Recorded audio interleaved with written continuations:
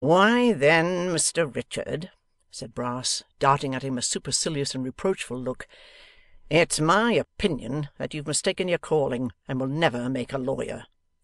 'Not if you live 1,000 years,' added Miss Sally, whereupon the brother and sister took each a noisy pinch of snuff from the little tin box, and fell into a gloomy thoughtfulness. Nothing further passed up to Mr Swiveller's dinner time, which was at 3 o'clock, and seemed about 3 weeks in coming. At the first stroke of the hour the new clerk disappeared. At the last stroke of 5 he reappeared, and the office, as if by magic, became fragrant with the smell of gin and water and lemon peel. 'Mr Richard,' said Brass, 'this man's not up yet. Nothing will wake him, sir. What's to be done?' 'I should let him have his sleep out,' returned Dick. 'Sleep out!' cried Brass. 'Why, he has been asleep now 26 hours. We have been moving chests of drawers over his head. We have knocked double knocks at the street door. We have made the servant girl fall downstairs several times. She's a lightweight, and it don't hurt her much. But nothing wakes him.' 'Perhaps a ladder,' suggested Dick, 'and getting in at the first floor window.' 'But then there's a door between. Besides, the neighbours would be up in arms,' said Brass. 'What do you say to getting on the roof of the house through the trap door, and dropping down the chimney?' suggested Dick. 'That would be an excellent plan,' said Brass, 'if anybody would be,' and here he looked very hard at Mr Swiveller, 'would be kind and friendly and generous enough to undertake it. I dare say it would not be anything like as disagreeable as one supposes.' Dick had made the suggestion, thinking that the duty might possibly fall within Miss Sally's department.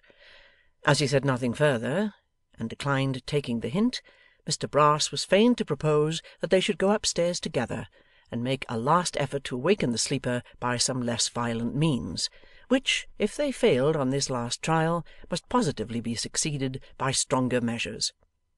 Mr Swiveller, assenting, armed himself with his stool and the large ruler, and repaired with his employer to the scene of action, where Miss Brass was already ringing a handbell with all her might, and yet without producing the smallest effect upon their mysterious lodger. 'There are his boots, Mr Richard,' said Brass. 'Very obstinate looking articles they are too,' quoth Richard Swiveller. And truly they were as sturdy and bluff a pair of boots as one would wish to see, as firmly planted on the ground as if their owner's legs and feet had been in them, and seeming, with their broad soles and blunt toes, to hold possession of their place by main force. 'I can't see anything but the curtain of the bed,' said Brass, applying his eye to the keyhole of the door. 'Is he a strong man, Mr Richard?' 'Very,' answered Dick. 'It would be an extremely unpleasant circumstance if he was to bounce out suddenly,' said Brass. 'Keep the stairs clear. I should be more than a match for him, of course, but I'm the master of the house, and the laws of hospitality must be respected. Hallo there! Hallo! Hallo!' While Mr Brass, with his eye curiously twisted into the keyhole, uttered these sounds as a means of attracting the lodger's attention, and while Miss Brass plied the handbell, Mr Swiveller put his stool close against the wall by the side of the door, and mounting on the top, and standing bolt upright, so that if the lodger did make a rush, he would most probably pass him in its onward fury, began a violent battery with the ruler upon the upper panels of the door. Captivated with his own ingenuity, and confident in the strength of his position, which he had taken up after the method of those hardy individuals who open the pit and gallery doors of theatres on crowded nights, Mr Swiveller rained down such a shower of blows that the noise of the bell was drowned, and the small servant, who lingered on the stairs below, ready to fly at a moment's notice, was obliged to hold her ears lest she should be rendered deaf for life. Suddenly the door was unlocked on the inside and flung violently open. The small servant flew to the coal cellar. Miss Sally dived into her own bedroom.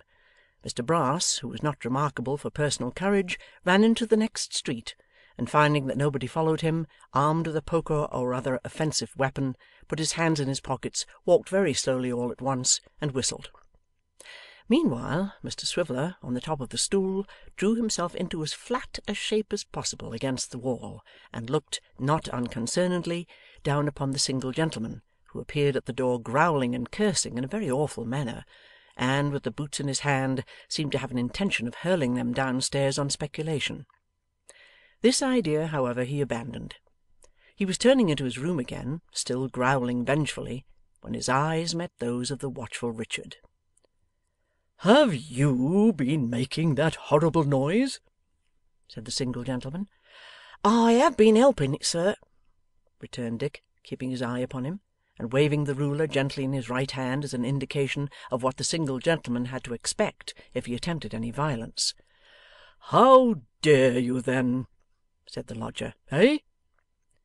To this Dick made no reply than by inquiring whether the lodger held it to be consistent with the conduct and character of a gentleman to go to sleep for 26 hours at a stretch, and whether the peace of an amiable and virtuous family was to weigh as nothing in the balance.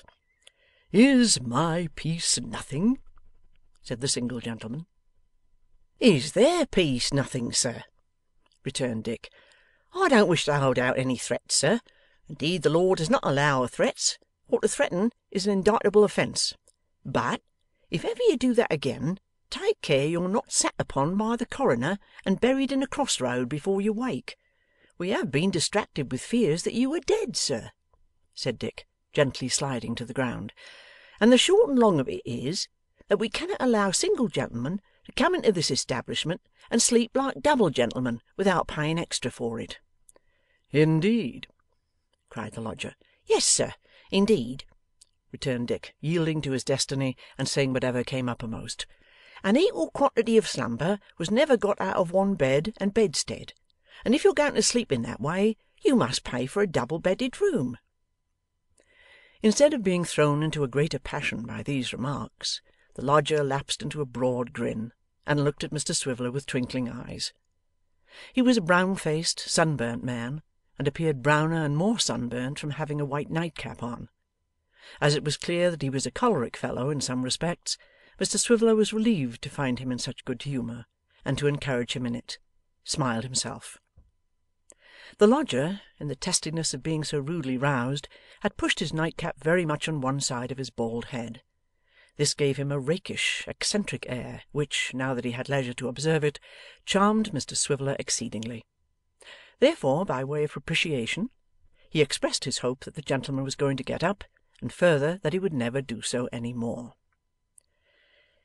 'Come here, you impudent rascal,' was the lodger's answer as he re-entered his room.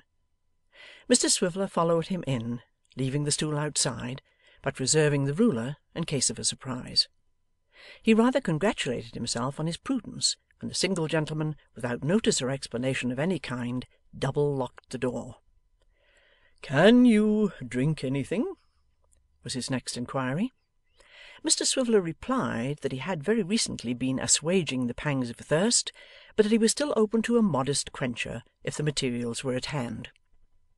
Without another word spoken on either side, the lodger took from his great trunk a kind of temple shining as of polished silver, and placed it carefully on the table. Greatly interested in his proceedings, Mr Swiveller observed him closely.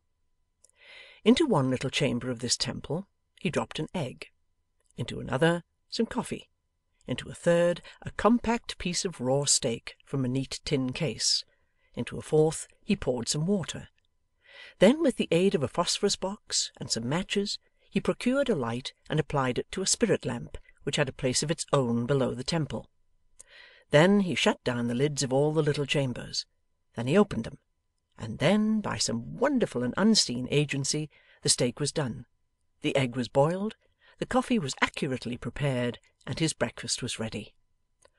'Hot water,' said the lodger, handing it to Mr Swiveller with as much coolness as if he had a kitchen fire before him. 'Extraordinary rum, sugar, and a travelling glass. Mix for yourself, and make haste.'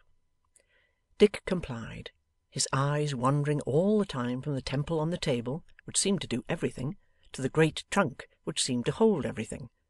The lodger took his breakfast like a man who was used to work these miracles, and thought nothing of them. 'The man of the